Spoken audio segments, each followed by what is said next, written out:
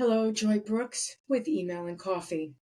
I can remember a time of so much frustration that my spirit was broken and I was left with nothing but despair. I felt totally alone, absolutely vulnerable. But in truth, I had friends that offered me their support. Their kindness softened the sharp edges and lifted my faith. They could not solve my problems, but knew that I could, given time. And that confidence was my salvation. Take a snapshot of that time. From the outside looking in, there was only one narrative, and that was what I shared through my desperation, sorrow without restraint, perhaps even sensationalized. Now, consider what might have happened had no one been there, or if someone instead had taken advantage of my circumstances. This happens every day to women, to men, to children, to entire communities. Lives are abducted by words or actions that hijack their capacity to think critically, to solve their own problems. By no means do I have the answers, and this conversation may appear opportunistic. I believe there's a lot at stake. And now, from the Southern District of Israel, a candid conversation with Annette Mashi. Greetings, everyone. Another Email and Coffee with Joy Brooks. Today I'm speaking with Annette Mashi, and she's coming to us from Israel. So we're going to have a very interesting conversation about lots of different current topics. We'll start with, tell us about yourself. Hi, Joy. Thanks for having me. My name's Annette. I am originally from Philadelphia. I moved to Israel 27 years ago. I create magic with words. I am a copywriter for female business coaches, consultants, and service providers. I highlight their superpowers, tell their stories, and help them attract the clients that they want so that they can have wonderful, successful businesses. So that's a little bit about me, and I'm happy to be here. Thank you so much for coming. Just, being a copywriter, we could talk about that forever. Through the classic advertising age, into the content is king age, into whatever we're doing now age, which is a soundbite age, I guess, soundbite age. But it's interesting that you said for women, because women are really making strides, and a lot of women are, I guess, choosing business to really pour themselves into. Do you find that a lot of women are becoming solopreneurs, or where do you see generally, even not in your writing, where do you see a lot of women professionals? What are they doing? So I think that it's a whole different mindset shift. I mean, when I grew up, it was the typical: you go to school, you go to college, you get a good degree, get a degree, and then you move into some sort of corporate work. You work there for years and years and years, and eventually you retire. And I think that was the standard. And I think that has definitely shifted in the past, 10 years. I would say a lot of older people are no longer with the company. They don't retire from the company. Companies let them go. They decide to hire younger people instead, as opposed to the older people. So there's that. There's less loyalty to the company that you're working for. I mean, I worked for Intel for 17 years, and I couldn't see myself retiring from there because I didn't see that anybody did. And I think that women, as they start to realize that they don't necessarily have a voice, a lot of times in corporate, they want to get out. They see that they've raised their kids, and now at the age of 40, 50, they now have time to themselves, and they want to do more. They want freedom. They want flexibility. They want to call the shots. They don't want to be told what to do. And so I see a lot of women using all the skills that they developed over the years and all their expertise and all of the information that they have, and then going out, branching out on their own, and then working in, starting their own businesses, becoming entrepreneurs and starting their own businesses. Thinking out of the box, creating something out of nothing. Right. Right. That they say, hey, I can make my own rules and I don't have to listen to what anybody else says. And I'm going to just start my own business. And it's tough. It's definitely tough. But I think that there's a lot of groups and a lot of networks and a lot of support of women helping other women to make their dreams come true, to give back to society any way that they can. Like for me, I mean, I'm writing for people so that they can then get their businesses out and market themselves so that they can be seen and they can be heard. And it's a ripple effect that one person helps the next person that helps the next person, and you make a bigger impact. And I think it's really important. So I'm glad to see it. It's like cottage industry, but we I didn't say cottage cheese, Right? Cottage industry, but it's like we're creating I don't know, we're creating. We're stepping into our power. I think we're stepping into our power. We're nurturing and creating ourselves. So what, like you said, it's a pay it forward movement where I did this for myself and I can do this for you, and this is how I did it. And it's very interesting because I try to think back because I do believe that history repeats itself, and I keep thinking to myself, when was this ever happen? When did this ever occur before? And I'm sure that when during, I guess, the turnover of the previous century, when there were no horses and there were cars and there were no more, gas or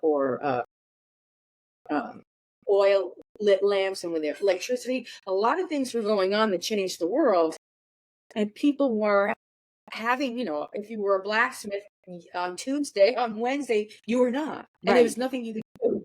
No, you had to pivot. You have to pivot. You have to stay with the times, and you have to pivot, and you have to see what is needed, and you have to be able to take advantage and take risks. You have to be able to take risks.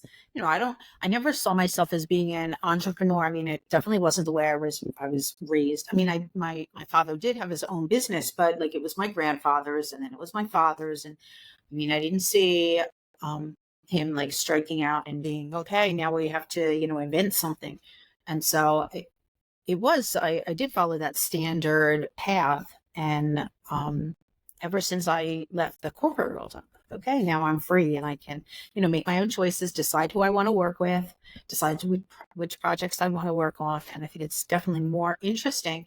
And I see my daughter's doing the same thing. She's 25 years old. She said, I'm not going to go to college. I don't need to. I'm going to just learn online courses or whatever I need to learn. And she's, branched out and started her own business. And it's nice to see the change, the pivot in the way the world is.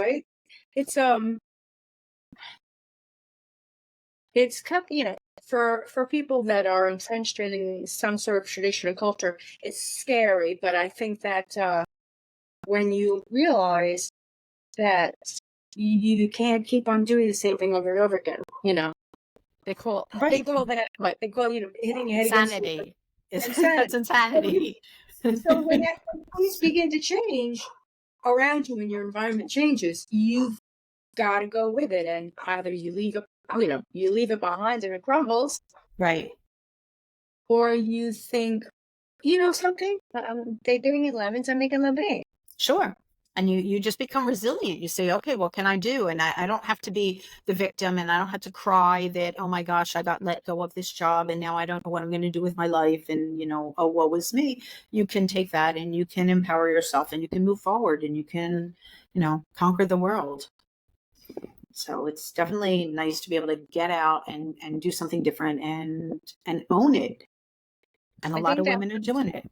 Mm-hmm. Yeah, I think, a lot of that is why people are so lost, because they were taught and they were taught in a way to expect certain things, And those things begin to disappear. Those rules are gone by the time, by the time they're finished being taught all the rules are gone. The playing Right. field is different, and they're lost. And I can understand why. And I don't like the word identity. I almost hate it as much as engagement and all the other words, all the other buzzwords. Right. But people are somewhat lost. They don't see that they're not lost. They're there. And it's always been the process of what am I good at? Yeah. Not so much who am I. It really doesn't matter who you are. Because what you're good at is going to eventually tell you who you are. Right. What would I like to do? What don't I like to do? What am I really good at? How can I solve these problems? All of the things that essentially get food in your mouth, folks, that's what you need to be worrying about, not who am I? Because, as I said, who you are will become evident as time goes on. And it's not Tuesday, oh, I am this, because on Wednesday, maybe not. Right. And it evolves and it changes. And who I was a year ago is not necessarily who I am today. And it's working with people and strengthening your connections with people and things like that that take you from point A to point B, and the people that you meet along the way. And the people that influence you and things like that. Like the people that influence me, I want to associate with people that also feel the same way. I want to associate with people that pull me up and not with people that are pushing me down. Right. That this begins to hit on conversations of culture to some extent, because our culture is under fire from all different directions. Only because it can be. Only because it's easier to destroy than understand. It's easier to fight than it is to work with people. It's easier to tell somebody to shut up than tell me what's going on. Anger is an easier emotion. I'm just angry. Right. Leave me alone. Then I don't know what's going on. I'm frustrated, and therefore I'm getting angry. And that's the situation that I'm at. Last night, walking the dogs, I realized, am I in an angry mood? And then I thought, why am I in an angry mood? Because I got a project that's really frustrating me. Why? And I kept going backwards. And that's not an easy process.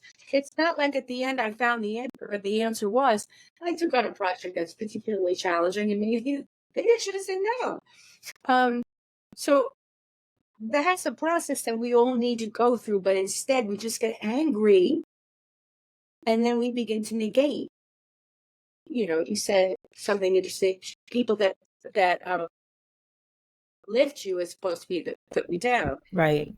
And I've often said sometimes you need somebody to say no, so that you could say, step back. Okay, let me see this out. Everyone else is saying yes.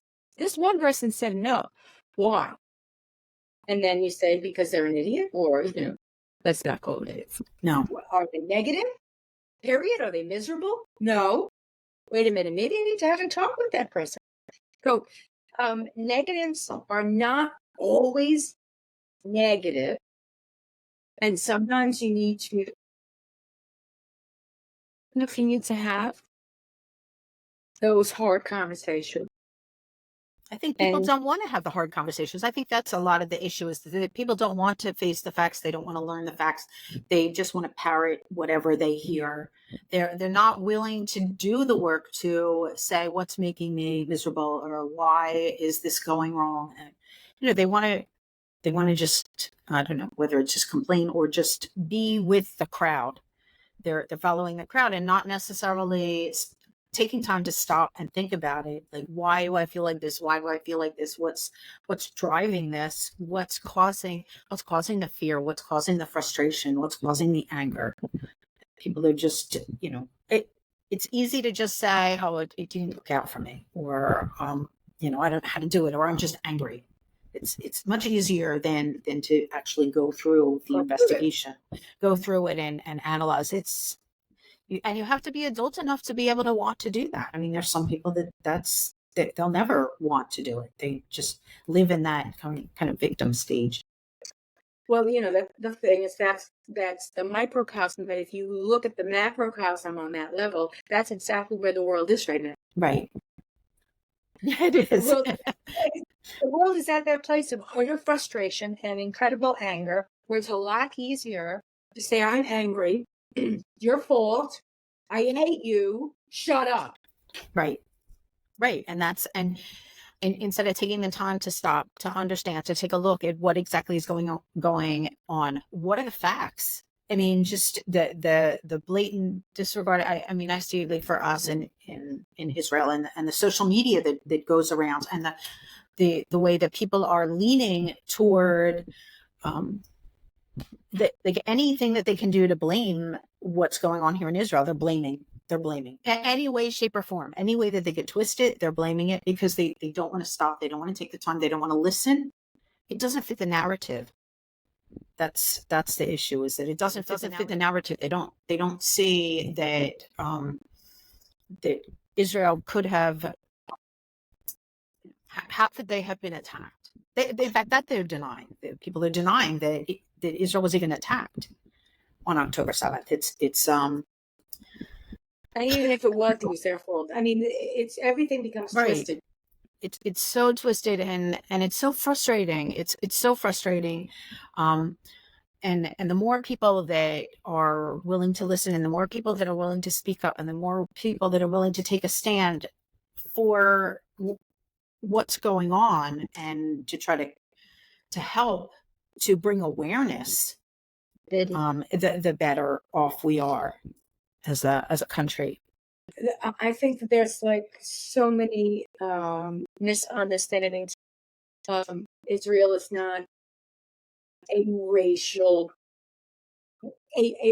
There's no racial unity in Israel. There are so many different peoples. Oh, from everywhere. There are people that have come from Yemen. There's people that have come from Poland. There's people that have come from Russia. They have Israelis that have come from, people that have moved to Israel from South Africa, from Canada, of course, from the United States, and from everywhere in the United States. People from California as well as Philadelphia. I mean, it's everywhere. And it's global. It's global. There is no one face to Israelis. There's no one face. There's people from Ethiopia. I mean, they've big Jewish population that they brought on planes. That people in Ethiopia had never even seen a plane, and they put them on a plane and they brought them to Israel because they're Jewish and they want them to be here in Israel, and they dream of living in Israel and being in Israel. It's not, people don't know. They think, oh, all the Israelis are like white Anglo-Saxons, but they're not. They're Black Ethiopians. And it's a melting pot here, and the people that are here are not just Jews. They're Israel. They're Christians. They're Arabs. It's all cultures that are here, and people don't realize that when Hamas attacked on October 7th, they killed people that had come to work from Thailand. We have Thailand, the people from Thailand come here, they work in the fields and everything, because we have agriculture here in Israel, and they came and they killed them. Like, they didn't discriminate. And in fact, the hostages are 29 different nations. But people don't hear that. It doesn't make a good sound bite, as you said earlier on. The sound bites that people are going for, it's not a good sound bite to talk about the 29 different nations. My girlfriend's daughter was from Germany. She was German, and that didn't stop them from murdering her. You're a country, right? So content.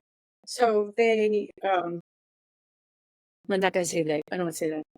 It's it's in vogue to write these stories that are heart-rendering, that tell the stories of victims. That I mean, the stories are not necessarily. I wouldn't say that they're lies. They're not necessarily lies or truth. They're just telling a particular story, which is true. I mean, there are. I'm gonna use all the identity word and the victim word. There are, and the Palestinian word. There are Palestinian victims. There are. Of course there are. It's a war, of course. People Exactly. get killed. People get killed people get killed. Now, who does the killing is a whole nother story. But yes, it's a war and people die. It's not pleasant, and it's not pleasant for us. And believe me, we don't want it. Nobody wants it. Hamas wants it, but right. But Western civilization does not want death. That's not in, yeah. I mean, you can go down the right. conspiracy rabbit hole and say, doesn't Netanyahu profit in war? Okay. I mean, we can do that. We can go there and we can have that conversation ad nauseum. But essentially, any culture doesn't want war, unless it's the culture that's what they believe is. Unless that is the end of their means. And that's Right. what is frightening here. Because while there are moderates in all religions, there are fundamentalists. And in this case, the fundamentalists believe that, that the apocalypse is upon us, and the apocalypse is the end of the world, and that it's time for everyone to go to heaven. And if that's their aim, that's when it gets scary. Right.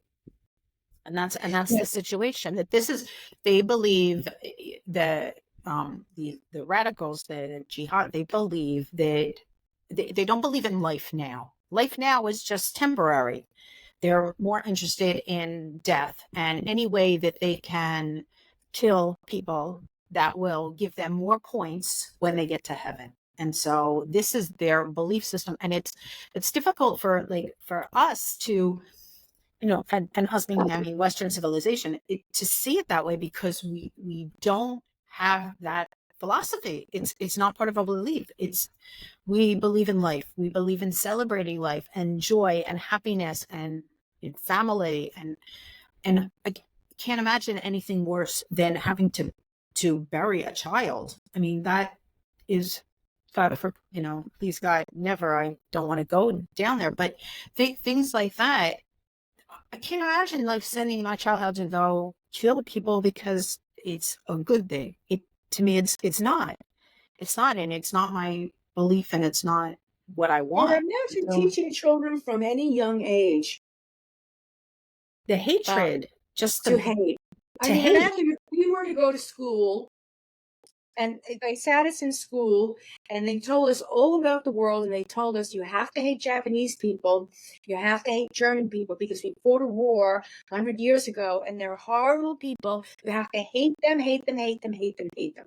If that's what they taught us in school, come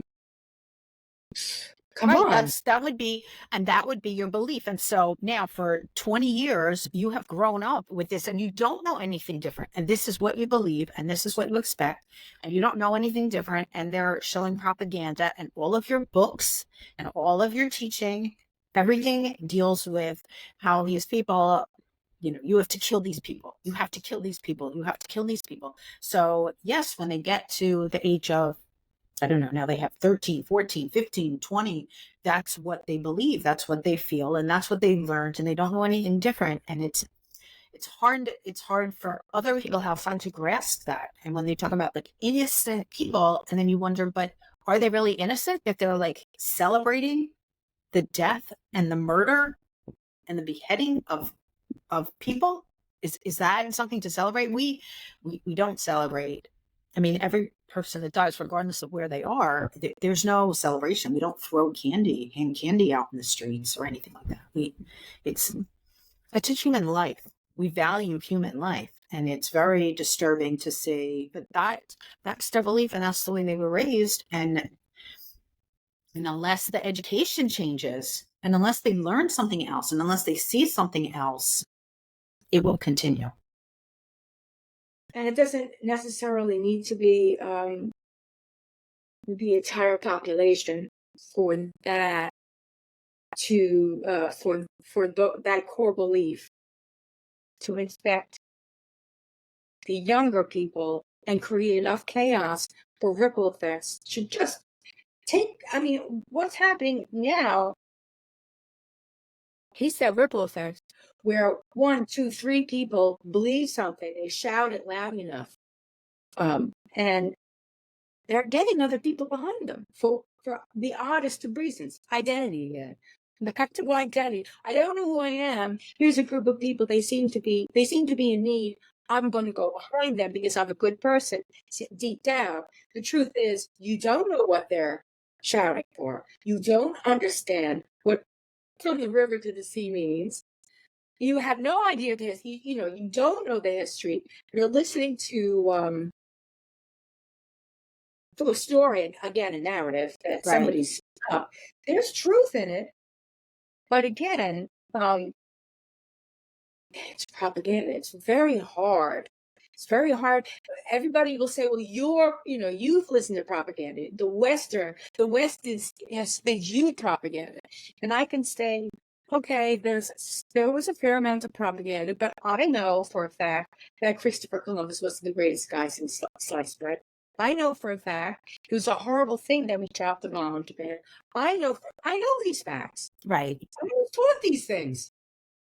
They didn't hide the fact. And that, when I went to school, we learned about the Native Americans. It wasn't the Cowboys versus the Indians, and the Indians were bad. That's not what we learned. So was there some propaganda? Of course. Of course. Right. I pledge allegiance to the flag every morning. Yes, of course. But it was not hateful. Right. This is hateful. Utterly hateful. This is hateful and destructive, and embedded in the universities to the point that it was planned. And it's been planned for a while. Like, it's been planned to see some of the professors in the universities that have, the money comes in from a lot of these places where this is their belief system, and they have embedded it into the universities for years. And slowly, now it's taking over, and the campuses, what I see in the demonstrations on the campuses, it's heartbreaking. It's heartbreaking to see and to get questions from, like, my cousin's daughter had asked me, and she said, I don't understand. Could you tell me what's going on? And I explained to her, she said, what is this picture? There's this, Palestinian woman, and there's 2 army soldiers on either side of her, and, what's going on? And I said to her, first of all, the name of our army is the Israel Defense Forces. Defense, not offense, defense. I said, they defend the country. That is their job. On October 7th, they failed. But in another way, they did the best they could with what they had. But they defend the country. I said, you see a snapshot in time. You see a woman with 2 army soldiers holding her. Now, and she has a bloody face. Now, you don't know if the snapshot of war that somebody threw a rock at her, maybe an Arab or something like that. It doesn't have to be the soldiers threw a rock at her. Somebody threw a rock at her. Her face is bloody. The soldiers are helping her into an ambulance to take her to the hospital. I said, you see just woman captured by... I said, it's the soundbite that you're hearing and the information that you're getting. You're not looking at the big picture. You have to see social media. You have to understand the beginning, the middle, and the end. You can't just see the piece in the middle and say, this is what it is. So you have to look at all of it, and you have to make a judgment based on that. I said, and then there's, we call it Hollywood, that it's pictures that are doctored. A little boy with his poor cat starving. Well, the little boy has 6 fingers. Now, no little boy has 6 fingers. If you're going to doctor the pictures, at least give the kid 5 fingers. So, or they have shots of the guy who was here he's a news reporter. Here he's, on a gurney in the hospital. Here he's,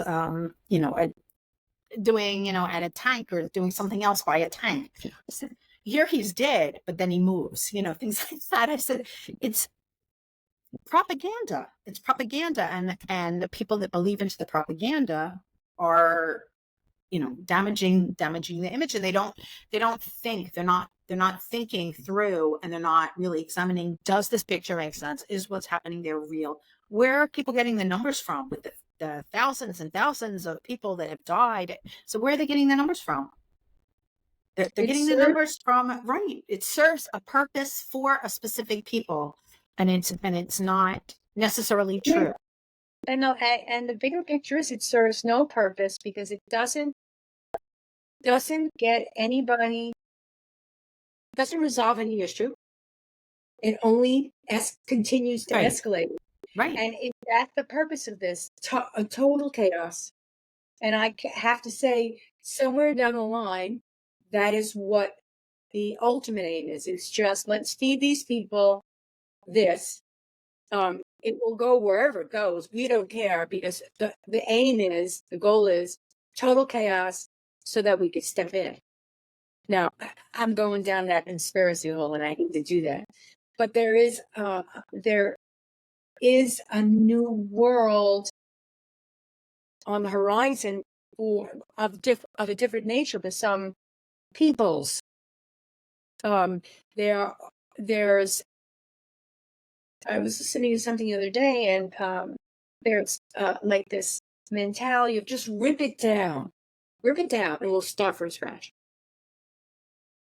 And that's a viable goal. That's a viable goal for people. In other words, they're not necessarily saying we want peace. Ultimately, we want peace. We want people to live in peace. They want to start from scratch. Rip it down. It's polluted.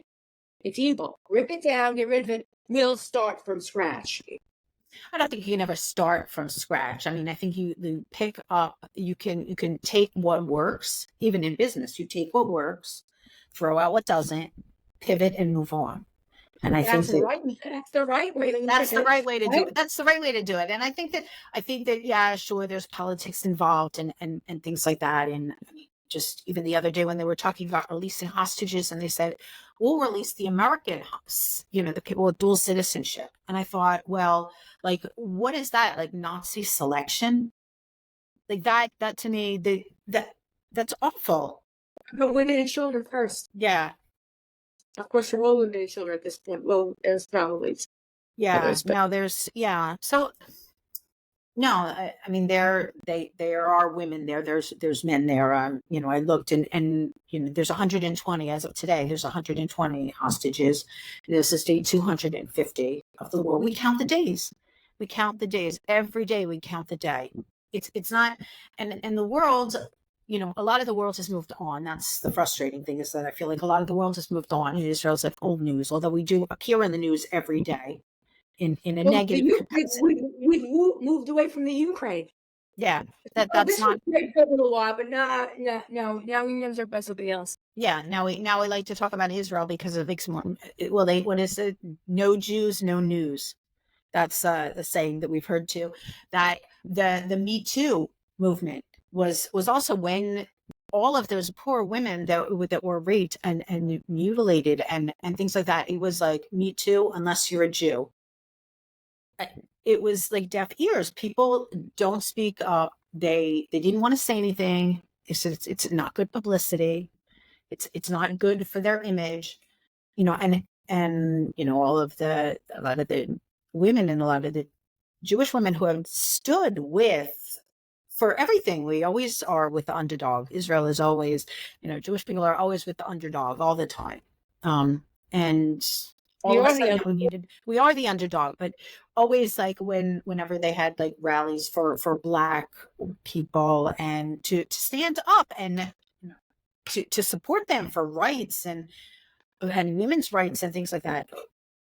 The Jews have always stood up for those minorities and said, equal rights and whatever was needed. And when it came time for people to stand up for us, there was no one.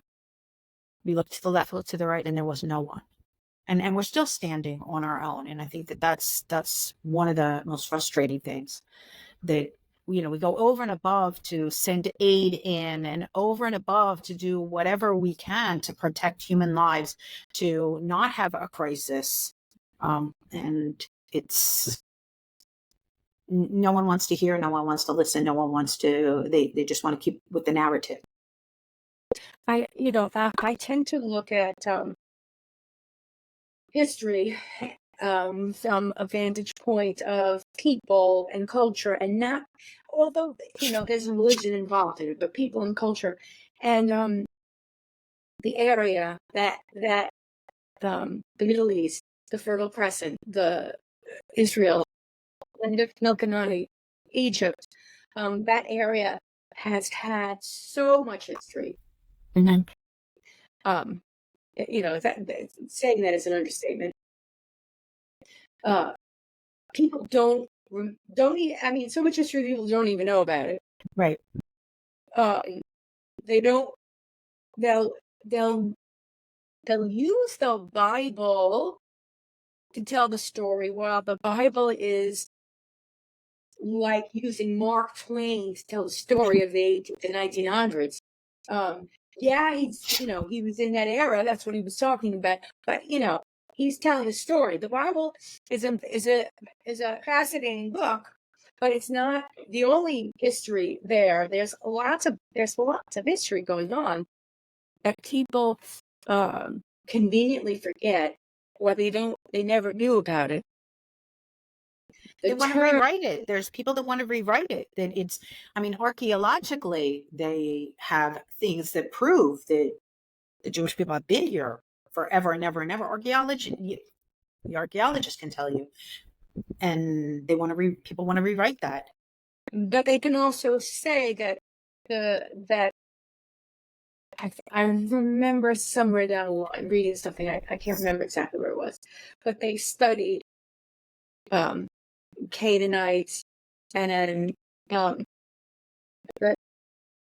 Judean. There was not that much of a difference between the two peoples, which sort of explains where some of the practices came from, because they were the same people. Right. You had a crowd of people, and some were from Persia, and some were from Egypt, and some were from Israel. You wouldn't be able to say, "Oh, those are the Israelis." You wouldn't know, because they all look a little like themselves, And so, in the very beginning, for the Jews to strike out and to begin to build the culture that they built, they had to separate themselves. So, a lot of things happen in that process. And that's the religious part of it, but it's also the cultural part of it. And there was a lot of, they built towns, but they also migrated. Sure. They shifted from Egypt all the way over to Iraq and Iran, all the way up to Turkey, back down again. There was this huge area of people. They were also thrown out. They were also thrown out of a lot of places. I was going to say, there were lots of wars back then where, the Persians and the Assyrians and come on, we've got so many layers. Well, we won, you lost, we win now, you lost, we're coming back, we're going. There was so much going on. People seem to forget that. They seem to think that there is something indigenous to an area, and you have to go 20,000 years back to find those people, because they already left, or they already got amalgamated with another group, because the two groups convert. So saying that there's indigenous people is simplistic. Saying that the Jews always had Israel, somewhat simplistic. However, there is a history of that area that it's where the religion came from. Right. Saying that area is from Egypt to sure, it's a huge area, right? A huge area, and those people, as the culture, as this religious culture began to build, it met in Israel. Now there was Judea, and there was north and south. And they fought, they fought amongst themselves. And eventually we have the two kingdoms coming together. And what we in our Bible history know as Israel at that point. But there's a lot going on. And those wars then are almost as stupid as these wars today. What in the world are you fighting over? A desert? Take the desert and turn it into something. Guess what?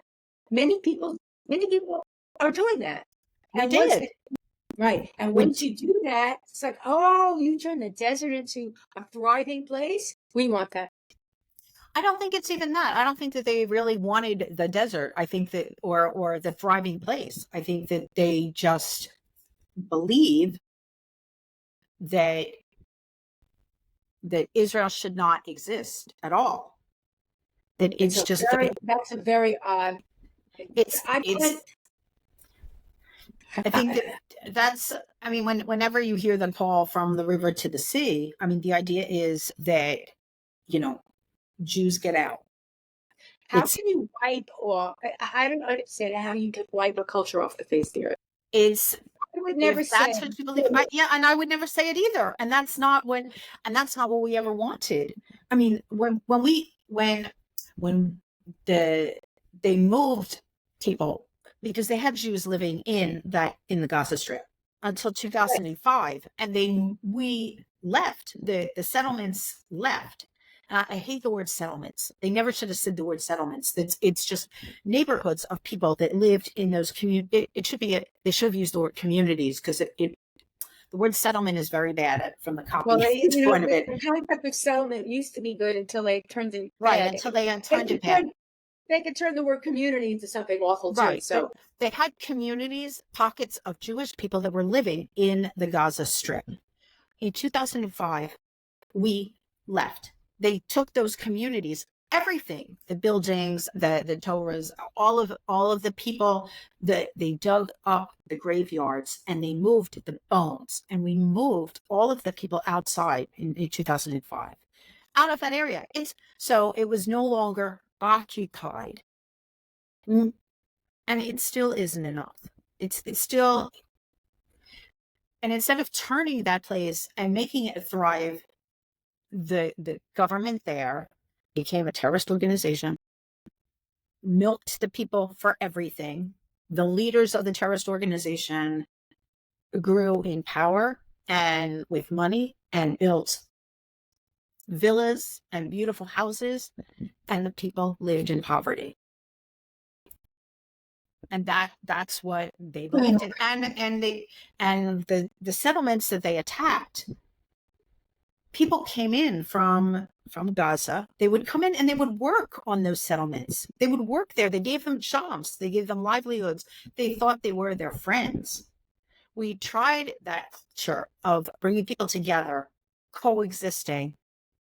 I mean, we want coexistence. That's what we've always wanted. We've always wanted to live quietly. Well, that moves us forward. That doesn't move us back, and there's a desire to move us back. And here's a thought. So let's not go back to 1948. Right. I don't want to do that. Let's go back to the 1800s. Right. Okay. So the 1800s, the Jews, one of the first pogroms are happening in Europe. The first ones. So, and to some extent, socialism is fashionable, right? And I'm sorry, the Jews catch on to that. They sort of love the concept of socialism, not communism, right? Socialism, right? Mm-hmm. Right. So that makes it difficult for them. They're Jewish, and now they're talking. They're talking socialism. So it's not quite on. So they begin to say, you know what, we're going to go to Israel. So without any necessarily huge movement, it's a slow trickle of remote Israel. And the Russians, the Poles, the Germans, the Romanians, this Eastern European bloc slowly begins to track. And, it's happening from Spain, from Italy too. It's happening from Yemen. It's happening from Morocco. They're slow. This is the very beginning. And in the beginning, it was a socialist government. When Bolivir first came to Israel, we're talking socialism, and it was kibbutz, and it was on that. It was that that concept that was building Israel, and lots of things happened. So there was Ben Gurion. I mean, lots of things happened. Lots of things, and they established. They moved pretty far away from socialism, although those are the roots. Roots are there. The roots are there. And this, I often think to myself, the concept of socialism isn't the evil. It's the culture that holds people down that is the evil. I've often said the family. I'm digressing, but I look at the family. I look at like healthcare. I look at a microcosm, and I'm like, the family is communist. The thing that holds the family together is socialist. So the family's communist. What I have is what my brothers have, what my sisters have. We all have equal. Nobody's going to be any better than anybody else. The socialist part of it is, we're all going to, in the community, we're all going to work together for the good of the community, the socialist. And then the capitalist basically says, as we grow out of that family, it's like, okay, make something or do something. You can make it happen. So I look at it that way, and I see that happening as Israel grew from that socialist dream into the country that it is today. So it went through that in about 100, maybe 150 years. It went through that. I think they still have the social, like the kibbutzim are definitely socialist, where everybody is working together, supporting each other in whatever way you can. I have friends, and they work together, and whatever they make outside, even if they work outside, like people that I worked with at Intel, anything that they made outside still went back into the kibbutz as part of their like big fund. And then for the better benefit of the community, they would build, develop, and grow. And so they definitely have that. In addition to that, there's, people became entrepreneurs and started moving businesses and innovation. So, we're a startup nation. We have a lot of technology because we had to. A lot of it is because we had to, because we're living in the desert. And so it's not like we have oil growing underneath our feet. So they have to come up with different ways. Maybe we do. Maybe we don't know it yet. So the thing is that Israel continues to pivot, and that's sort of what I'm saying about the concept of these different political natures. Is that they pivot from each other because there's a need for the kibbutz to be socialist. However, when it comes time for them to sell their wares, so okay, we make pottery here on the kibbutz. And everybody here, the profits go back. When we sell them, we compete. And we make sure that we make money on these things. We're not selling them at rock bottom, like 50 cents. Right. No, they're selling it. They're selling it for the benefit of the kibbutz to be stronger, better, faster, and stuff like that. It's an interesting, it's very interesting culture. I mean, it's a very interesting place. It's not so cut and dry. And sort of what, by no means is it.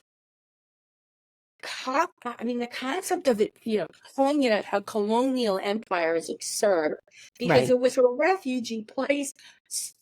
As I said, starting in the 1800s. Right. This era, this is how it became colonized by refugees. Right. I mean, just get from all over the world as a safe haven. A safe haven. It is supposed to be the Jewish homeland for Jews wherever they are in the world, so that they will not be persecuted and they can come here and live and practice the religion at whatever level that they want. And it's a safe haven. It's supposed to be someplace with all the anti-Semitism that goes on in the United States, and we see it all throughout the world. It's supposed to be, if people want to come to feel safe, to be Jewish and not be worried about the neighbors, I don't know, shooting them or stuff, whatever is going on. More confused. There's another period in history, and that was the begin the 11, 12, 13, 1400s, where Europe did colonize Israel because it had be I don't know if it's the army. It was definitely Turkish, or I mean, at that point, it did belong to the various Arab empires, where the Europeans were coming to the area on a pilgrimage to regain the Promised Land Right. for Christianity. But this was, again, this is happening in the 1100s, and these were not Jews; these were Christians. They were trying to reclaim the relics. They were trying to, they were trying to get Jerusalem back. And they have many communities. We have many communities of Christians, and I mean, Exactly. Nazareth, and there's definitely many communities. It's just we're not trying to kill them and get rid of them. It's we live in peace. That's the modern era now. That's all of these people slowly began to live with each other. The Christians who settled in the area, the Jews that settled in the area, and then then there was a period in time where the temple became Islamic, relics for Islam, and there was the Islamic temple built on the mount. Mm-hmm. Yes. Right. So now we've got the third religion coming in, claiming, okay, now this is also, I mean, Muhammad has the religion is going to include the area. So we've got three things going on here that will base itself not on culture so much as religion. We've got Christianity because of Jesus. Right. We've got Jews because of Judaism, and we've got the Muslims because of Muhammad. And not that he was born here, but there was claims because they, I'm not totally immersed in the Islamic history, but the aside from capturing it multiple times in wars, there are relics in Jerusalem that will be claimed. Mecca is more their center, but Jerusalem is included. Right, and there's still the Dome of the Rock. I mean, it's still there. The Dome of the Rock is still there, and we're they don't restrict. We're not definitely not tearing it down or anything like that. There's no that's also propaganda that people hear. Oh, they're going to tear down the Dome of the Rock. It's in danger, and it's not true. It's not true. Like we would not all Israelis would like nothing more than to live in peace with our neighbors. That's all we want. We don't want the war. We never wanted the war. We're defending ourselves. It's heartbreaking on a daily basis to count. 2 weeks ago when they did free the 4 hostages, they were screaming throughout the country in celebration. I mean, we also had a soldier that lost his life in the raid in order to get them, which is sad. But you have that. That's part of our culture as well. That's part of our history, is that you go from the joy to that great sadness, and you balance it out. I mean, I look at it, people are trying they want to get married. My daughter, God willing, is going to get married at the end of August, and there's, she's going to, the date is there. We think that everything will be okay. I hope that my family can come from the States and they won't cancel flights. These are things that I have to think about. They might cancel the flights and then my siblings won't be able to get here. She may be called into the army. She serves in the reserve duty. Her unit might have to go into the army. My other daughter's fiance is a fighter. He might have to go into the army and might not make it to the wedding. All of these things play into, and on top of that, 250 rockets raining down in northern Israel over the weekend. 60,000 people are displaced from their homes in the north. Since the start of the war, 60 60,000. Not to mention the people in the South, which is another 60,000 that can't go back to their homes because they were burned and destroyed by the attack on October 7th. That's huge. That's not good soundbite. That's not what people hear about. That's not what people are talking about. That doesn't make good news. If we do hear about it, they'll twist it and say They'll they deserve twist it as a, yeah. They deserve it because of all the things that they've done. And it's a very What country could you imagine Canada shooting rockets at Michigan? And because they deserved it. What country lives like that? What country lives like that? Oh, Mexico felt like shooting rockets because you're not letting the Mexicans into the country. Really?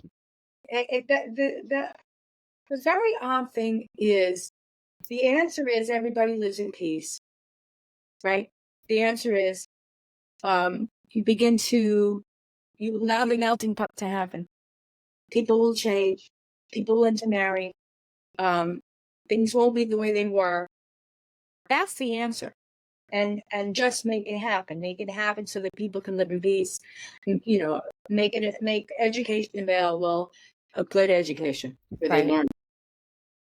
Make sure they have jobs. Make sure they have running water. Make sure they have food. All of these things that other people have, the privileges that other people have in neighborhoods. Make these things happen. Make people comfortable and secure. That's the answer. And that's what I think. And that's what I think that we wanted to do. I know that's what Israel would want to do. Right. It's profitable for Israel, right? It makes sense for the nation. It's not only just profit. Yeah. It doesn't make sense for a religion that wants to go backwards, that believes in this tradition and believes that the end deserves the means, and the end is heaven. Right. It's heaven. And again, that's I listened a little bit to Sam Harris. I'm not sure if you're familiar with him, but no. he has a podcast, and he talks about Islamophobia, that it's not a phobia, that there is a certain amount, there's a level there to be discussed, and it's a death cult. And that's not necessarily what I'm not saying every Muslim is. No, it's a group. It's a group within, and this is a death cult. Right. It is. It's a death cult. That this is what they believe, and they pass it down from generation to generation, and they don't see any other answers. And all they want to do is kill whoever is in their path. And it's not just the Jews; it's the Christians, it's the people from Thailand, it's everyone. It becomes a Islamic nation, so they're missionizing, right? When was the last time you ever heard of an Israeli missionary? There's no such thing. No, there never was. There never was. There was never a point in history where the Israelis said we have to make everyone Jewish. And never, if right? Not Jewish. The prophet will never come. Never said that. So there's a drive for the jihad. There's a drive for an Islamic nation that purifies the world, that gets it ready. Heaven. That's a death cult. Right. And that's what we have to wake up. And how do you argue with that? You can't, because even when we talked about it and we see on social media and we're like, how do you fight with this? How do we have facts? We have history. We have it's bottom line. There's people, it's like talking to a wall. They don't see it any other way. They don't believe it any other way. This is what they say. This is what they do. It's in their actions. We saw it happen. If you ask them again, we'll do it again. There's no negotiation. That's why it's so frustrating and so heartbreaking, because we're trying to negotiate with people who don't want to go negotiate. We're talking with people who don't even believe it. They said, in the event that you think that Israelis are that the army is going to come in and take the hostages back, like rescue the hostages, shoot the hostages. This is what they're telling them. This is what they're telling their soldiers, their troops, the people that are guarding the hostages, and whoever they are that are guarding the hostages, not just in the tunnels, whether they're, whoever's guarding hostages at whatever level they are. Shoot them. Shoot the hostages. In other words, they'd rather have a dead hostage than a hostage that comes back, because they believe in death. And unless the West, the Western culture, wakes up and realizes that this is what's happening, they don't think like us. They're not going to think like us. We need to just figure out a way to get this, let's say, cancer out of our society. It's not a healthy, really, for any people. Oh gosh, these people are zombies. They're living dead.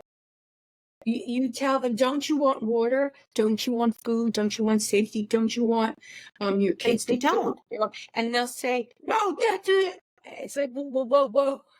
And the point is, they, like you said, there's no talking. And I'm not saying every Palestinian is like this. I'm not saying and every Muslim is like this. I'm not saying that all of Islam, all of the nations that describe to the faith are like this. I'm not saying that.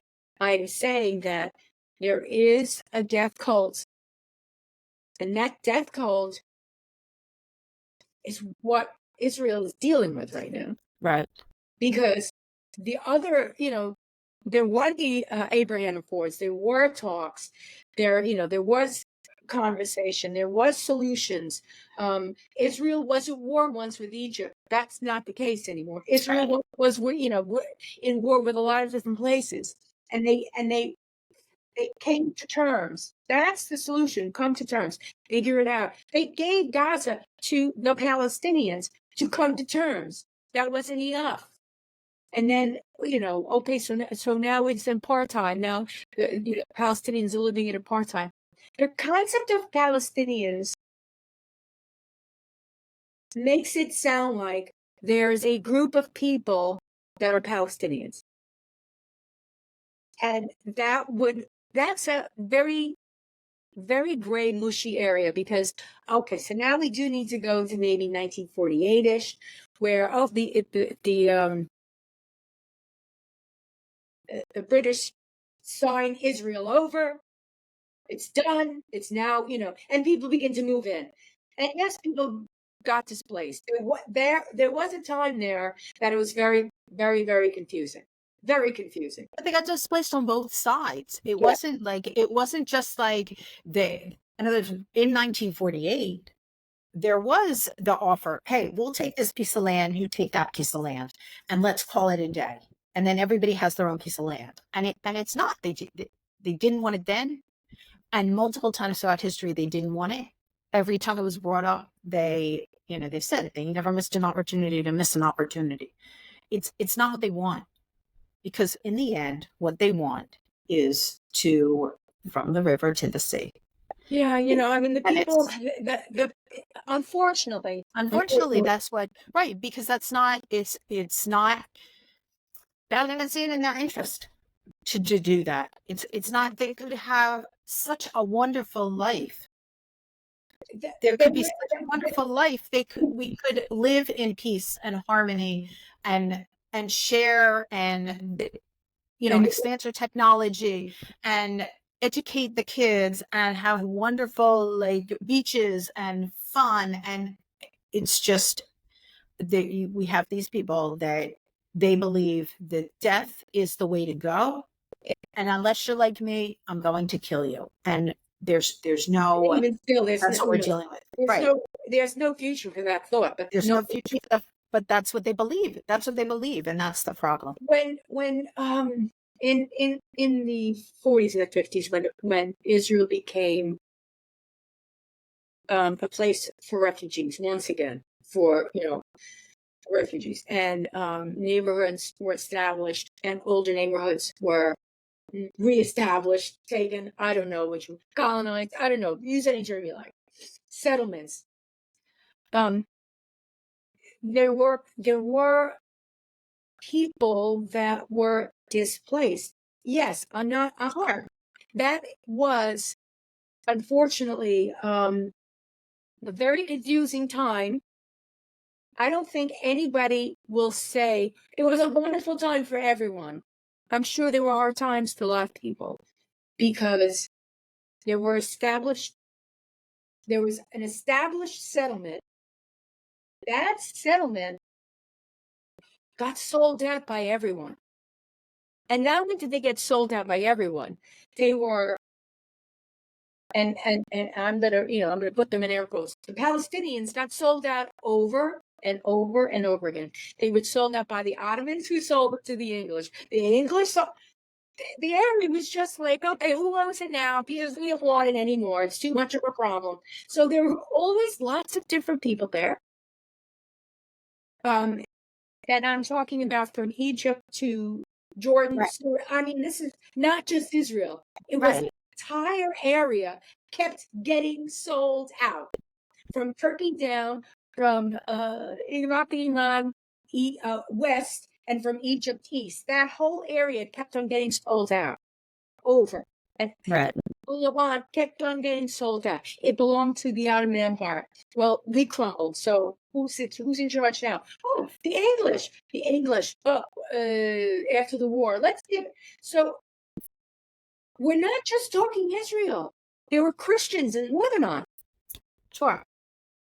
We've got lots of things going on in an area that everyone wants to just, I don't know, whitewash and say it was colonized and the Palestinians. It was a very complex time in history, and we're still living in reverberations. It's not simple. There's not one person. I'm not going to blame the English. I'm not going to blame the Ottomans. I'm not going to blame anybody. It is what it is. Culturally, it's a mess, and we're still stuck with it today. There's no one story that tells the whole story. There's no one victim that stands up that says, I and my people are the victims, because the Israelis are the victims, the Jews are the victims, the Christians are the victims, the Palestinians, the Arabs living in the area. There are so many victims here. We've got woe is going on. And the truth is, that is being propagandized. That is being taken advantage of. The fact that it is so confusing that we don't have, we don't really have somebody other than the historic Jews that can make claim to the area. We don't really, and those people scattered. And when they came back,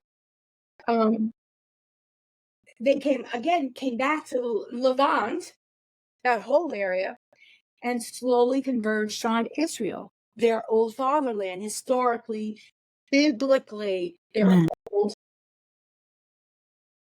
So we've got such a history, such a sad story. And like we said before, the Jews and their stories, and the sadness and the joy all together. Like, when people, I'm Jewish, and people ask me about religion, the holiday, I'm like, well, there's really no joyous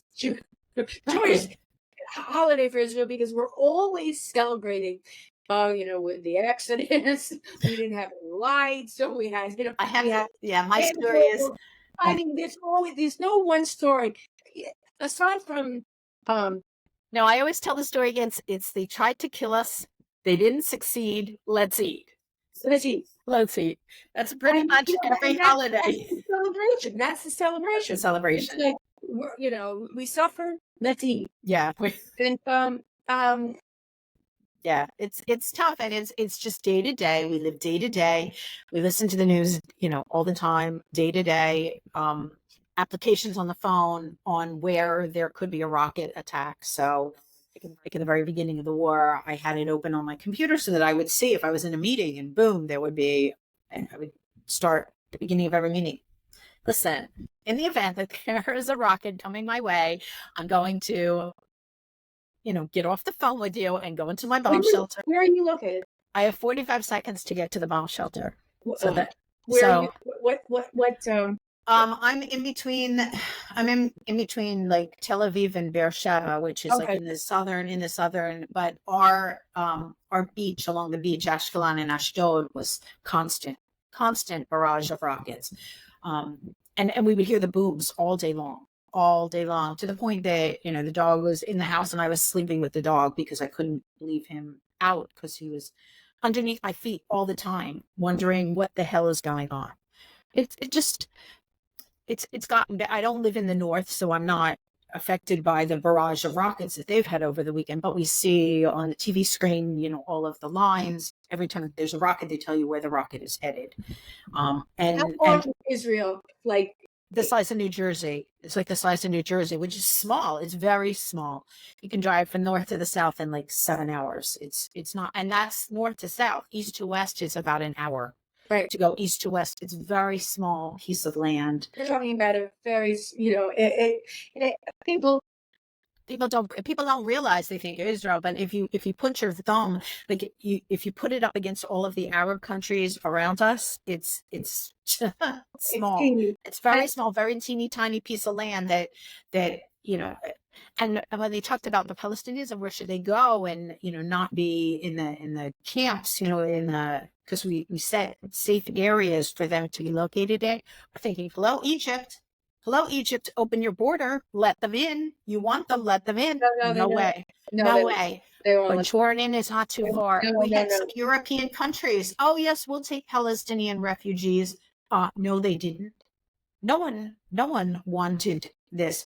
No one wanted to take them. But Egypt built their fences even higher. Right. So that they wouldn't come in. And they have tunnels. We have tunnels going back and forth underground between Egypt and Gaza, which are where a lot of the rockets that they were attacking us were coming from. The bombs, the rockets, the forests. The Right. southern, the southwestern border is Egypt. Is Egypt. Yeah. Oh yeah. And they didn't want to help in any way, shape, or form to they barely wanted to let food trucks in. It's not to their advantage. Why would they do it? No, that their hands are tied because they're basically saying don't get involved. Right. And certainly don't get involved on the Israeli side. Yeah. So they didn't want to offer aid. It was the aid, and so we were trying to figure out different ways to offer it to get aid in. It's to the benefit of the Palestinians to continue to make them victims. It's not to the benefit of anyone to solve the problem.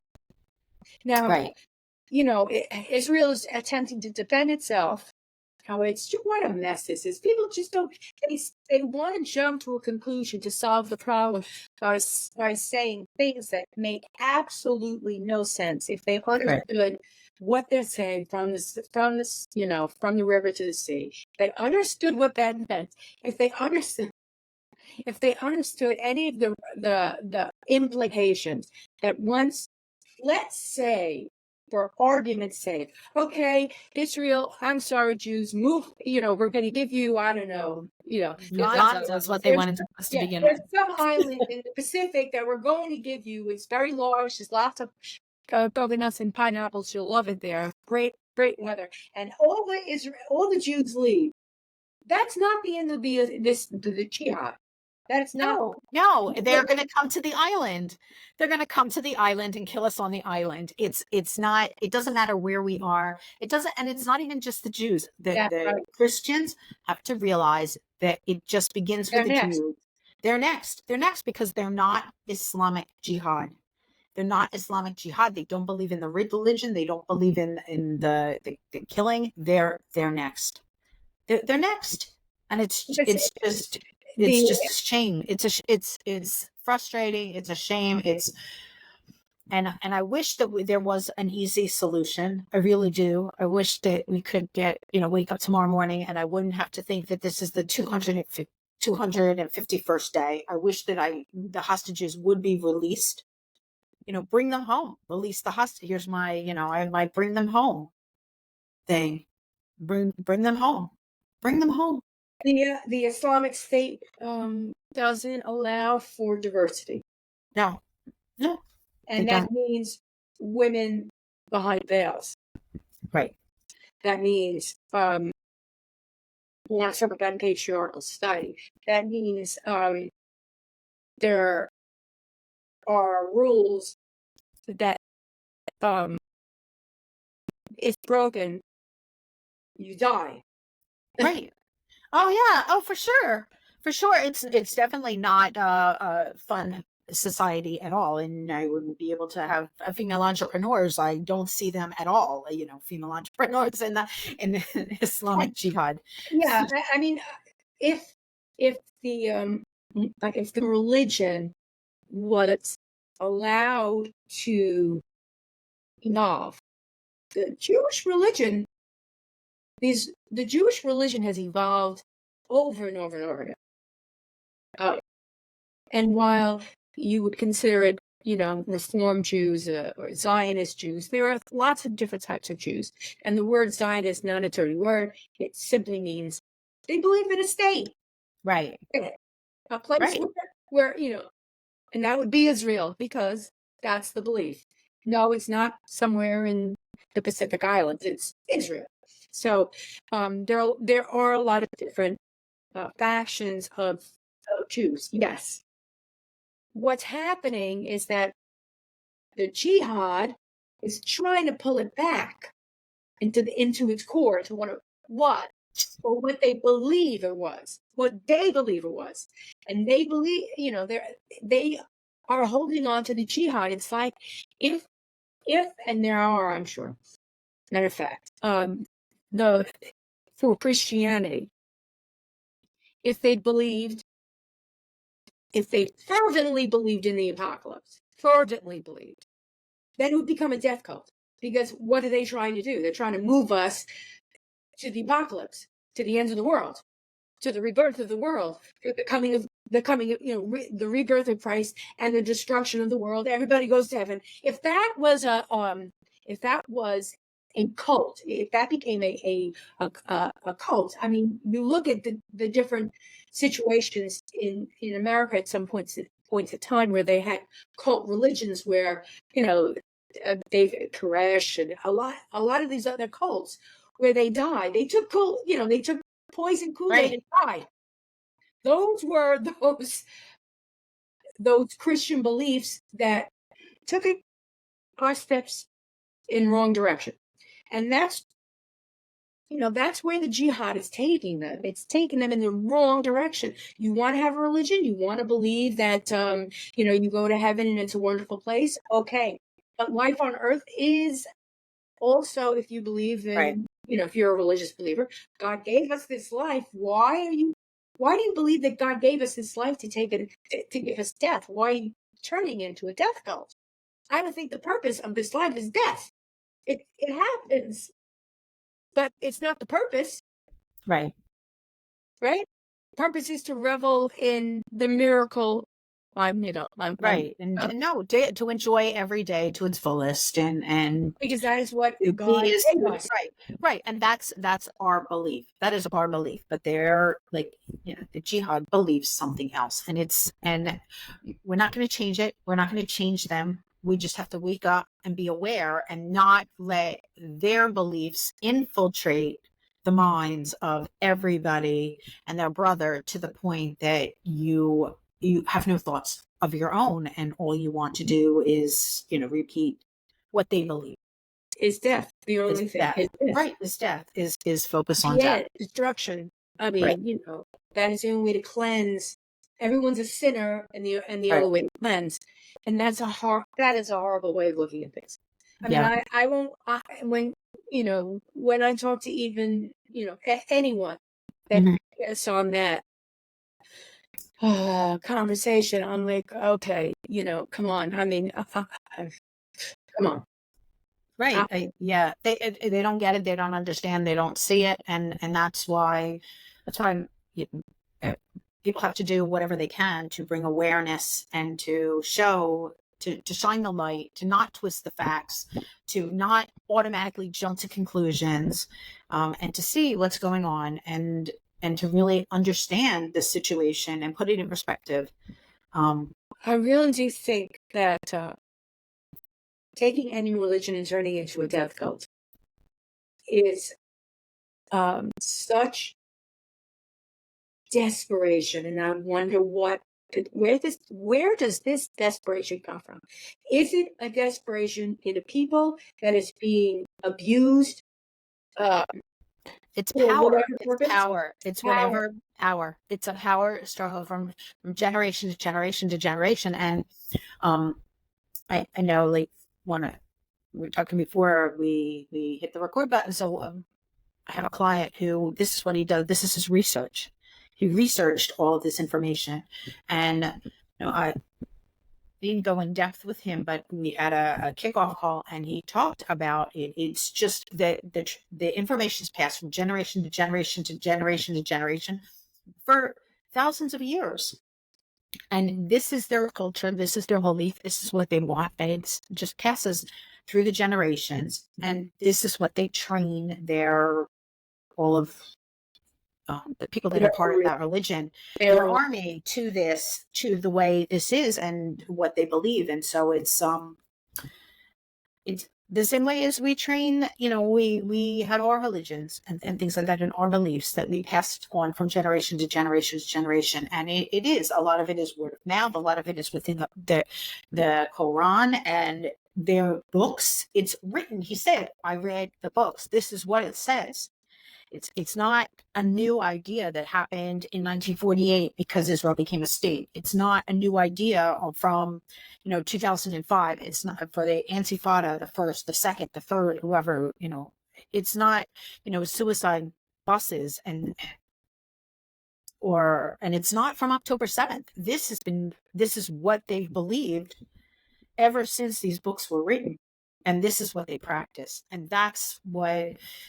People just have to wake up and see that this is what they believe, and you can either ignore it, which is not a good thing because eventually it could grow, and then the people that they're killing are going to be you and your neighbors, or you can try to figure out a way to combat it, or you could try to remove it. And I think that's what we're trying to do. We cannot live with this kind of, these cannot be our neighbors. Our neighbors cannot be trying to kill us on a daily basis. No. That's not, you would not live next door to a neighbor who would come at you every day with a gun, with a knife, with, burning your house, hurting your children. But the thing is, it's taking those situations of people in such utter desperation and abusing them with garbage concepts that tell them they're right. So it's like the Hatfields and the McCoys, right? Where they're fighting each other. So we're just going to fuel each side until it gets totally out of control. And they not only kill each other's families, but now they lay waste to their land. They'll eventually destroy themselves. There won't be anything left. Well, that's what they talk about with. That's what they talk about with, like, Hamas, and then there's like 2 or 3 other groups that are there, Fatah and the Palestinian Authority, and they're like little tribes within themselves. Like, what did they do when Hamas took over? They killed all of the other leaders from the other political party. They said, "We don't want you. We don't like what you believe. We are in charge here. We have bigger guns. We're going to kill you," and they did. And they're the people. They're the people that were in charge. Right. The bigger picture, and what what students who are young, passionate, wanting They want to be part of something. They want to be part of something. Yes, they want to be part of the same way as in the 60s, people wanted to be part of the whole Vietnam, against Vietnam War, and right. They and Iraq. And exactly, it's the same. It's the same. Unusual. It's not unusual, but what is unusual, or let's put it this way: it happened back then. Mm-hmm. And the kids ran off and lived in communes, and they peaced in love, and and they grew up and they become baby boomers, and here I am, the baby boomer, and I'm like, it was simplistic in every way, shape, and form. A lot of people from that generation moved to Canada. See what that Right. see what that did. So we've got these people that are living in some sort of a make believe, and they've created this make believe around them. They're teaching their kids this make believe. It's creating utter desperation because make believe is wonderful. Wouldn't it be nice if is wonderful? The reality is you've got to find some place in the middle that everyone at least is comfortable in. It may not be the best for everyone, but we're going to try to, like we were talking before, you lift people up. You don't push them down. Right. Right. And That's that's how what we, you don't get ahead in the world by crushing everyone else. You get ahead in the world by lifting everyone else up. Mhm. At least that's how I see it. No, and that's how I see it too. That's how I Right? see it too. And that's why we're right. And And that's why we're in competition, I agreement. get the competition. You don't crush the competition by lying, although you can. You crush your competition by saying my product is better and it solves your problem. So more people are going to want to buy my service, buy my Right. product. And the competition falls, or they say, you know what, we'll join, we'll make a better product. That's the way it's supposed to go. You lift them up, you don't Right. push them down. But it seems to me that was so utterly desperate. They were trying to push everyone down. It's like, okay, no one's going up, everyone's going down. Right. And they did. They pushed everyone down. Everyone down. They pushed And everyone down. let's They put pushed everyone down. They pushed everyone down, and they made it impossible situations, and they brainwashed through their education. no On solution, no there's solution. no solution, no vision, no solution, and just the afterlife is better, and it's the death cult. And And that's something else you just said. No vision. It's like, what is your vision? What happens on the other end? You have now. You have Israel from okay, it's yours. You got it. Like I said, the Jews moved to some imaginary place. You got it. What's the vision after that? the same thing, going on to the next space and killing the next group of people. They would move to they would move all throughout Europe. You have It's all of close. Iraq. You have all of Iran. You have all of Saudi Arabia. You have the Sinai. You have Egypt. I mean, you've got a lot of the. There's tons. There's so many Arab You've got countries. the Philippines, you've got India, you're moving into, you've got Bangladesh, you've got Pakistan, you're moving up into, Afghanistan. You're moving all over the place. The vision is to capture the world, to create an Islamic state. Right. Right. And the sooner that people realize, unless they're happy, and then they can convert and they I can be don't Muslim, understand, I don't understand why people don't understand. because they don't want to know, and they don't want to acknowledge it, and they're just happy about watching like the Phillies play, or the whatever they To become, it's fashionable now to become a Muslim. It's fashionable. right Without any understanding at all. And I don't know how easy it is to become a Muslim. I don't know. But try becoming a Jew. It doesn't really happen very quickly. Try Right. becoming a Catholic. Doesn't really happen very quickly. You can, but I'm just saying, it doesn't happen very quickly. You've got to study and prove yourself.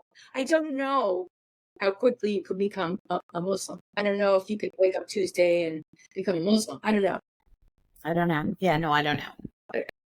So maybe somebody in the audience will be kind enough to send a comment, and please, Gotta be nice, but not nasty. But I don't know. I'm merely saying that a religion with an aim to take over the world, I don't care what the religion is. To me, that's scary, because Right.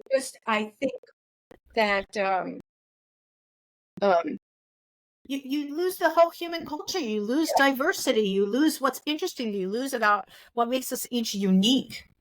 And each person and their thoughts. You lose their thoughts. You lose everything, and you become brainwashed robots with AI. And maybe that's the next thing to take over the world. Is we'll have these robots with AI, and maybe cyborgs from Star Wars or something. I don't know, or Star Trek. I'm not sure which I mean, I've no, I don't know, but all I know is that, you know, for us, it's day to day. It's the fighting, it's the frustration, and it's the wish, the constant wish, and the constant belief in faith that, you know, not that I'm like super religious, but I have to say that that night when Iran attacked, and all of the planes that were in the air, and we had no idea what was going to happen, and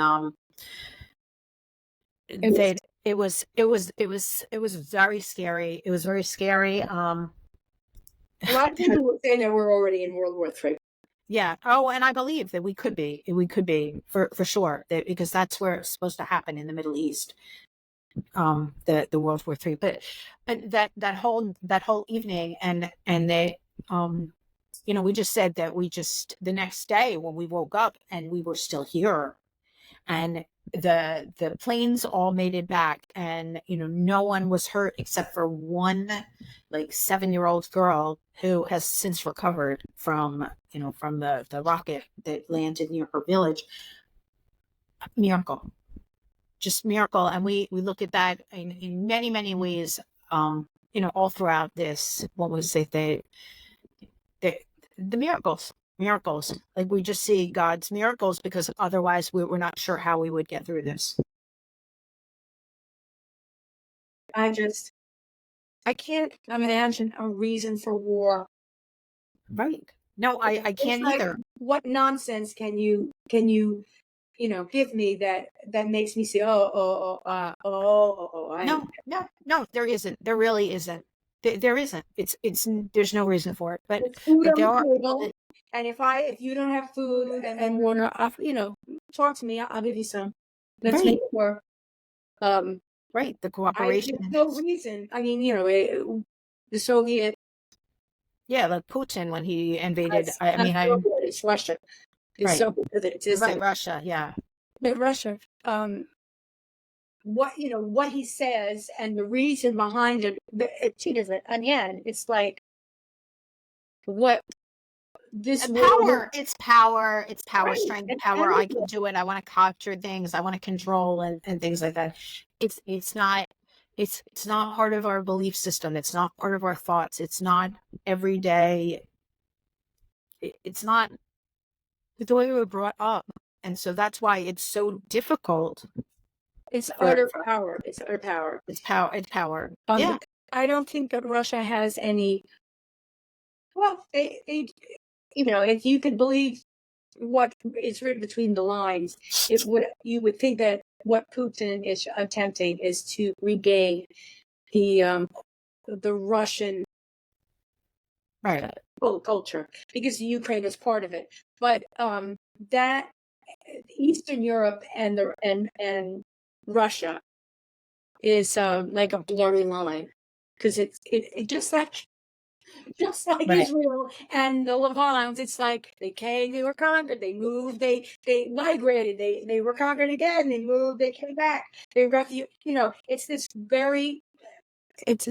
this line where the Polish will never admit that they're Russian, obviously.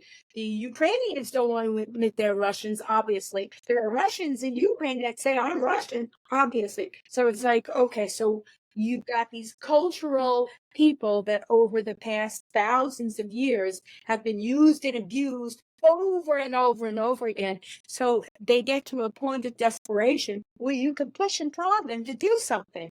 And that's what's happening in that area. Pushed and prod, and in Eastern Europe, pushed and prod in the Levant, and situations are created. But the power behind it, you wonder, what is their vision? And I've said there's only one vision: chaos. Right. Those people who have power do not want to relinquish their power. I don't know who these people are. I'm a conspiracy. I don't know who these people are, but the people who have the money and the power don't want that distributed, don't want to lose that for their generation, the next generation, their next generation. Right. Therefore, they're pulling the strings, and if they can create chaos, for whatever reason, they will. Their vision is I hold my power, or I get more power. Less likely I lose power, because if I let it go, I'm losing powers. So, the risk is here, I lose power, but I'm using power now, so I may as well see if I can gain power. And sometimes the dream is destroy it all and start from scratch. Yeah. And I'll be on the top because I'll have power. Well, I'm not ready to destroy it all and start from scratch. I So don't let's think hope that most people are not interested in doing that either. So that's not what they think. And you're listening to me, you're like, oh, okay, so she's a conspiracy theorist. But I think that what propaganda will instill in people who are desperate enough, who don't have anything to lose. Right. If you feel you're a victim, you feel you're being abused on every way, every time you walk out of your house, someone's trying to take something. And in your house, someone's trying to take something from you, or sell something to you, or give you the booze, right? Mm-hmm. You feel that when you wake up on Monday and you go to bed on Sunday, every single day of your life, you feel that way. You're desperate. Right. So there's nothing to lose here, unfortunately. And those are the people that are being taken advantage of. Those are the people that can rally to the pole from the figure to the say, because they have nothing to lose. They're not in Israel. They have nothing to lose. They don't understand that once from the river to the sea is taken, that they're sacrificed. They're next. They're sacrificed. They're next. Okay, thank you very much. Thank you very much. Boom. Thank you. Boom. Boom. Right. We don't need you anymore. And you serve us no purpose because, because you don't have the belief that we have. Right. Right. Unless you do. You serve us no purpose. We don't want you thinking out of the box, so don't go there. Don't try to help anybody. Don't go there. You do what we tell you to do. So, it's not. Yeah. You've got to think this through and realize that if we, as we on the earth, if we don't critically think things through and understand things and try to learn things and not accept what one side has to say irrevocably. When I hear things are happening in Israel, and I know that there are Palestinian lives that are lost, I know that there are Israeli lives that are lost, I know that there are children, that there are women, that there are older people, there are men, lots of things are happening here. I know this. I know that one side is not 100% correct. I know that there's not one side that's good and the other side that's evil. What I also know is that these things have to be solved, and if they can't be solved, that's a problem. Right. And that's the problem. And I think that's the problem. That's the problem, is they're trying to figure out how to solve it is the problem. How do you solve this problem? And if you won't step up to the table, it's sort of like here in the States, where when the Democrats get into power, they push Democrat things through, and no one else gets through, and the Republicans get to power, and the partisans just continuously do that. That is the destruction of the two-party system. That's not what it was meant to do. If there's a problem and the Democrats say the only solution is what we say, and the Republicans say the only solution is what we say, that's a problem. That's the problem what we're having in the States. That's a problem that Israel is having, because Israel might be saying, at this point, there's no two-state solution. We tried. It didn't work. And the Palestinians are like, no, we don't want it either, because we want all of it. Right. Right. So they don't really want a two-state solution either. Right. Well, that's if you Joy, if you find the solution, you let me know, because we do not have the solution. We just want to make sure that people are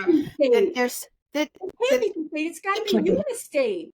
It's right. That can't be a two-state solution. Yeah, that can't be a two-state solution. And all the European countries that are like, oh, I recognize a Palestinian state. I'm thinking, where is that? Is that like in Northern Ireland?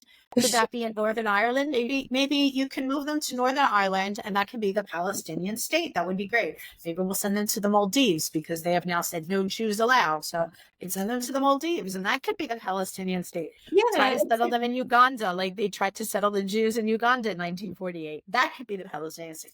All I know is that we don't have a solution. I understand the fear in the concept of Zionism. I understand the fear of that because a Jewish state is, I mean, it's like the Vatican is a Catholic state. Right. The Vatican is a Catholic state. It's a Catholic state. But I think the difference is that a Jewish state doesn't mean that nobody that isn't Jewish can live here. I think that that's the difference. I think that when it's which is true because now we have Arabs, we have Christians, we have many people that are not Jewish that live here. It just means that it's the only Jewish state. It's the only place that people can go that they know that if you are Jewish, you have a home. You can come here. If you are under attack in any way, shape, or form, you can come. You can be here. It's a very odd concept, and I have to admit, it's a very odd concept. But unfortunately, history propels that solution. Right. Because for whatever reason, it's like let's pick on the Jews again. Right. Again, right. What is up with that? I don't know. But when you figure that one out, you let me know too, because that's a very peculiar thing. It's not like, oh, we're going to pick on the Christians again. What? That never happened. Yeah. The Christians the Christian Crusades. Yeah, they did. Right. But the Christians fought amongst themselves. Oh, what is the state of God? Who is Jesus human? Or I mean, they fought amongst themselves to determine their own theology and such.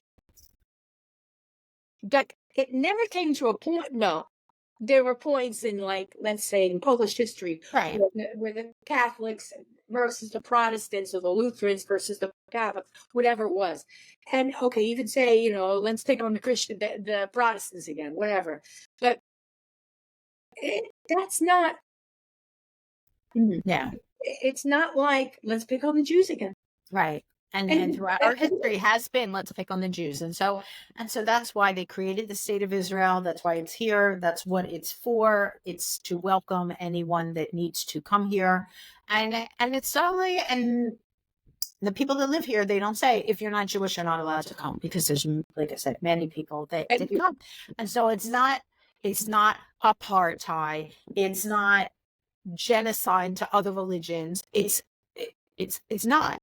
It's not. And all of that propaganda, that's why I go for your listeners, that all they need to know is to open their minds, to look at the facts, to begin to dig a little deeper other than what they see on social media and on the newscasts. I love the Christian Broadcasting Network. They're wonderful with their explanations, very open-minded, not like a lot of the other stations, Sky News and, the BBC is awful.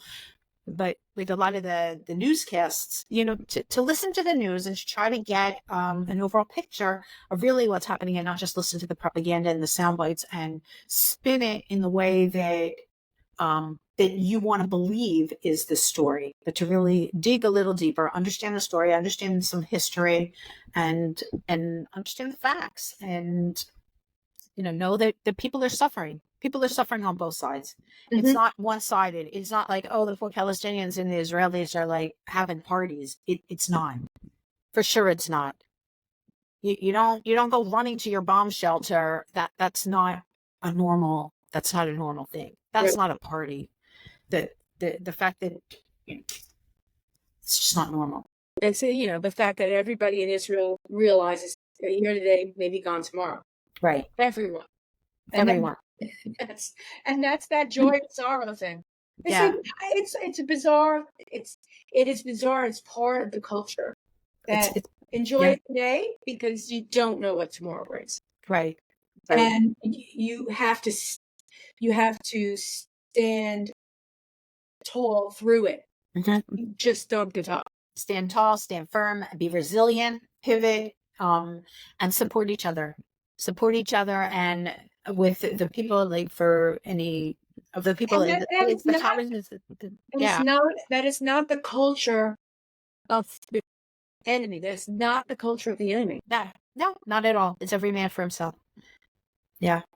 So it's definitely not. It's not our culture. It's not our lifestyle. It's not our philosophy. It's not our, theology. It's And perhaps in the end, that may destroy the enemy, because the enemy, as I said, they're using desperate people, and at some point in time, when that desperate person doesn't serve a purpose, they're gone. they're So gone. Right. there's got to be a point in time where the other side realizes I'm being used. Yes. Well, we hope that comes sooner. We hope that comes sooner rather than later, as we try to encourage people to speak out, to talk about it, even that, like the people that are in Gaza, to speak out, to talk about it, to let us know where the hostages are, to help us out. Let's end this so that you can have a better life, so that you can have, so your children can have a better life, so that we can rebuild the country. Don't have, Part of the solution, I keep on, I've said this a million times. If there's a problem, you solve the problem. You don't wallow right, in the pain and in suffering. the Right. pain and suffering. You don't sit there as a victim and say, you know what, I'm pretty damn good off as a victim. I like it here. And the point is, for whatever reason, the culture is turning victims into heroes. It's taking the hero epic and spun it around so that the hero is the villain, and the villain is the hero. Yeah. It's just sad. It's just sad. It's like, the hero is, oh, you're a colonizer. No, I fought, I discovered, I won. I built up the land. I cultivated it. I made it a better place for my family, for my children, for my grandchildren, and I'm sharing that wealth with you, and bringing you to here to work with me, to bring you up with me, to make everybody rise together. And in the end, and you're not a fair partner. You're not interested in doing it. You're not a partner in any way, shape, or form. So Yes, and I try to, I really do. I try to listen. I've listened to a number of Palestinians, mhm. talk. And there are different stories, and I've heard, I don't remember his name. I believe he's an American, or he's in America, but he's of um the area. So his family was forced to leave. The house was occupied by, in the 40s. Right. And his family lived, and then eventually left Israel, came to America. And he tells his story, and his story is frightening, because it's not what I expect to hear. But at some point in time, I'm thinking, dude, your family was forced to leave, was perhaps impoverished. You're now in America. Are you impoverished? Like, so you're fighting the battle from then because you feel that but actually you survived, and you have accomplished And so much and thrived. So why are you trying? Isn't that what was supposed to happen? Unfortunately, it's unfortunate circumstances. I'm not saying, oh, it's a good thing, Right. Oh, for and sure. it was a good thing that, maybe you're horrible. Maybe your mother and father didn't survive. Those are not good things. I'm not saying those are good things, but I'm saying that life is not good, black and white. Right. It's not. It's Right. hard, and so It's the same thing that people like from Europe. If you talk about the Holocaust and things like that, what they weren't put in concentration camps.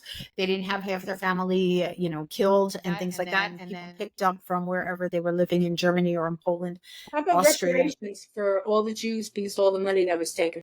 Yeah, I mean, where is that? Everything. their families Right. that were ripped. How about reparations for the Jews? That's Right. Israel. Right, that's Israel. That's what we got, and that's why, and it's funny because Germany stands by a lot of it. Germany stands by Israel because they said that they feel so responsible that they are standing by Israel because they know what happened on German soil. And so, yes, people must have been displaced. People must have been, but that's not to say that there were other Jewish families from other places that were also displaced in Israel who were Yeah. sent, you know? Given the history, the Jewish people should be the most militant people on the earth. Oh, I know. We ought to be angry, militant, nasty, hateful. Given the history, Yeah. if if we're going to sit by and say, well, my land was taken. Okay, my land was taken. Yeah. Check. Check. Been there, done that. all my money was taken. Check. That happened. Somebody in my family, half my family were murdered. Check. That happened. Yeah. No, my I had husband's no place to go. yeah, my husband's from Iran. I mean, my husband and his family came. He was 3 years old, and they came here and they lived in Israel because they were thrown out of Iran. My land was taken. Check. Been there, done that. Settled here because Israel is the land for the Jewish people. They came, they lived here, they made a life for themselves. They bettered themselves. They worked hard. At what point do you have to say, okay, history is not kind. Things happen. Right. Pick yourself up and move on. Pivot, move on, and do your thing. Right. Let's right the wrong. Let's not keep crying about it. That's not wrong the people. I mean, you can't constantly wrong the people that did you wrong. At some point in time, you've got to say, I'm going to make amends. Those people are dead, buried, and we have a whole new generation of generations. And let's learn from our past and not go back to the past, because the past doesn't solve the problem. Right. Let's just try to have a better tomorrow. We sound like peaceniks, but this is what kills me about what's going on in Israel, is that it's the destruction that seems to be the solution that makes no sense to me. That is what makes no sense. And now, they'll spin the story by saying, no, Israel wants to the destruction. They're trying to destroy everything. And I'm like, I got news for you. If Israel wanted to destroy everything, they would have come in, bombed the whole place, killed everybody, and been done. That's not that they. We are sacrificing. They would have started World War III. Right. We don't want the destruction. Right. We would have. Yeah. It's not. And the fact that we see that they're sending the soldiers in so carefully to not hurt people, to not destroy things, to that also that turns me up, because every morning when we get up and they announce that another soldier has been killed, it's heartbreaking.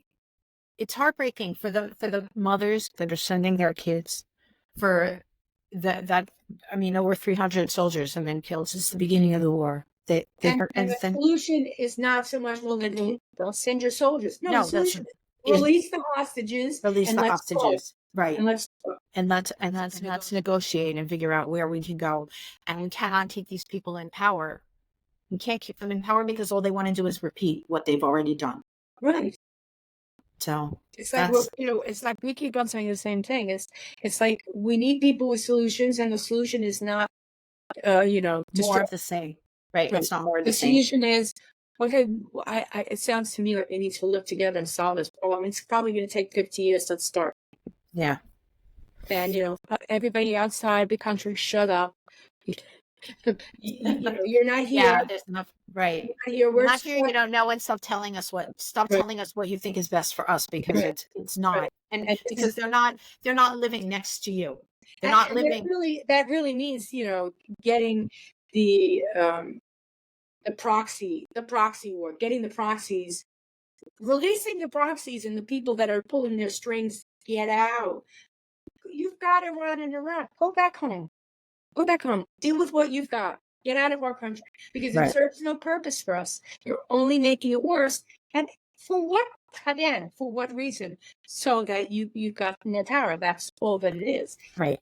They don't gain anything. They don't gain anything, and they don't take the people. Anything. They don't take the people with them. They don't take the people with them. It's, you know, And they're they not. certainly will not allow commerce if tomorrow everyone said, okay, again, all the Jews are going to pack up and they're going to the Pacific that they are, and you know, Palestine goes back to the Palestinians.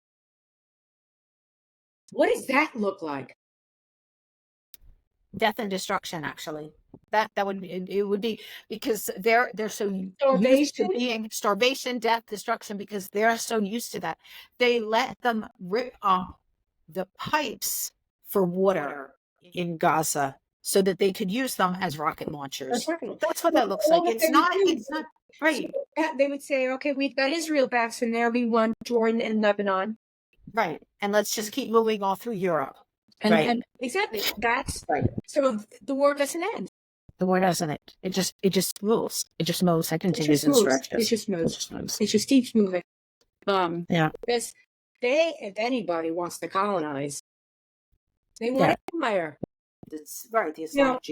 I mean, I'm not saying that the U.S. is innocent. I'm not saying the EU is innocent. I'm not saying anything. I'm certainly not saying Russia's innocent. I'm not saying China's innocent. There's empire. There's an empire stamp in all of these countries. It's usually over money, but it comes down to the power of money. So right. I get it. I'm not saying, I'm not this naive person who says, oh, capitalism is wonderful. And so I'm not that person. I see it. I see the whole thing. I certainly see the whole thing. Then I do say, we've got to find a way to live with each other and to prosper. That's the solution. How to get there? That's not easy. And that's where I'm I'm not naive. It's not easy. But the culture that believes,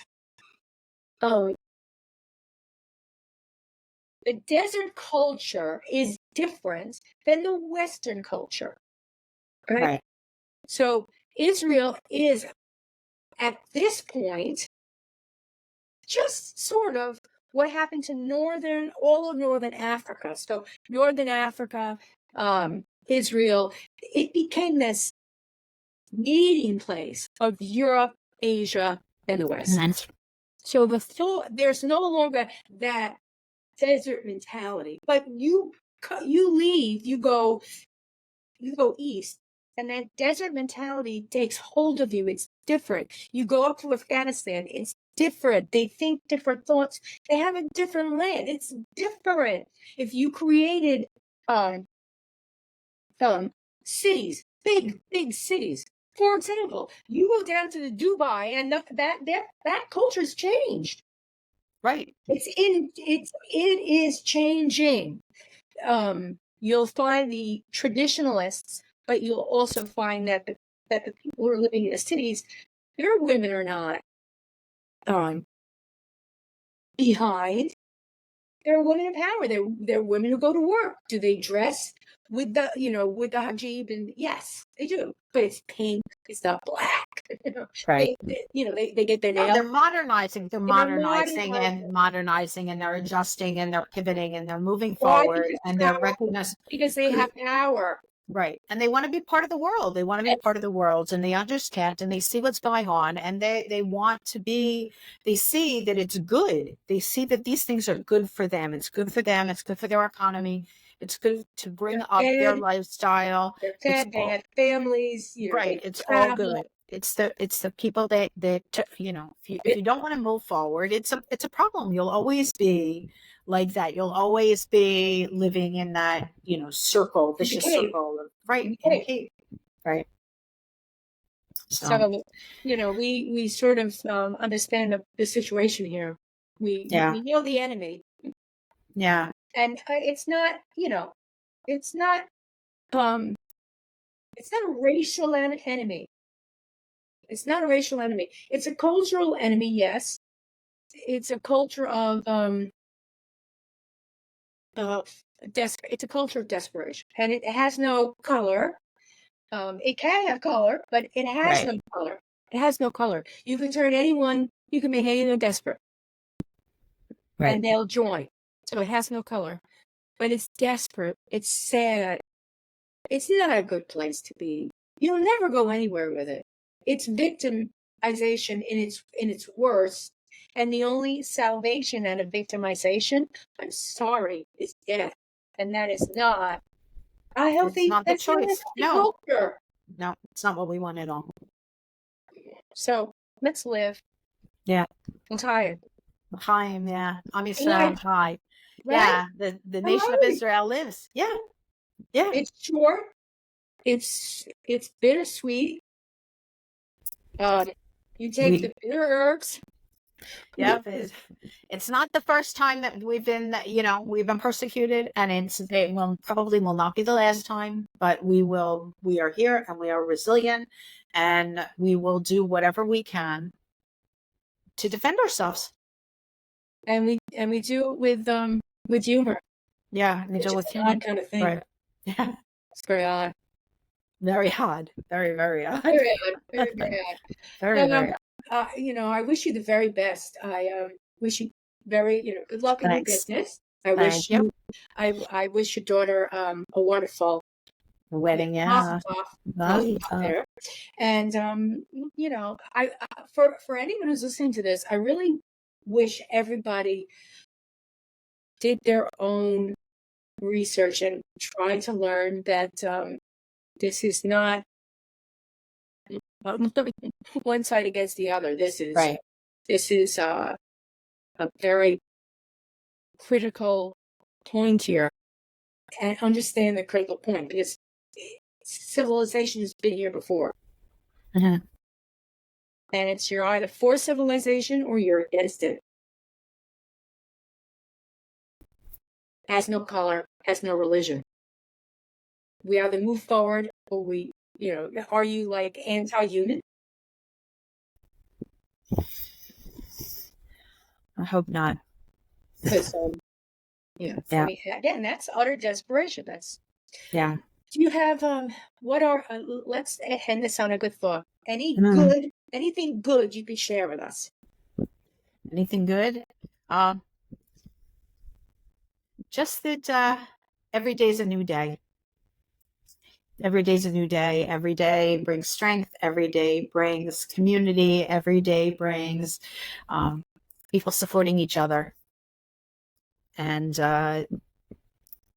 That's the choice. That's a choice. It's a choice. It's a choice that people make. And you can either look at the cup half empty, or you can look at the cup half full. And definitely the cup is half full. And we know that through our prayers and through our work and through everything that we're doing, as long as we're united, no one can destroy us. Shalom, shalom. Shalom, shalom, amen. Thank you, Joy. Thank you very much for being with me, and take care. Thanks.